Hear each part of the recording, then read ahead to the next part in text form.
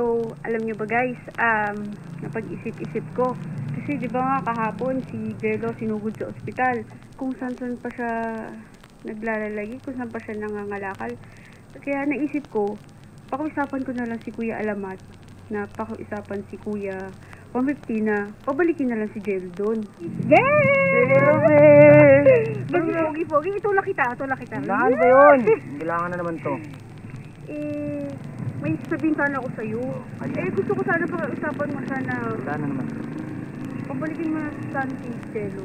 Ba't mo babalikin? May pamilya yun. Ano naman? Yung sige paano? Parang di naman Kapag na naman to, tamo. Pagkano na lang, mga 70k, sige, babalikin ko. Ang 70k? Followers mo. Bakit may ganun ba? Ay, 100 na lang, 100. Oh, 100 dati. Kaya yan. Hindi naman kasi aabot na yun eh. Alam mo yun. Ano ba naman? Pag hindi mabot, hindi babalik.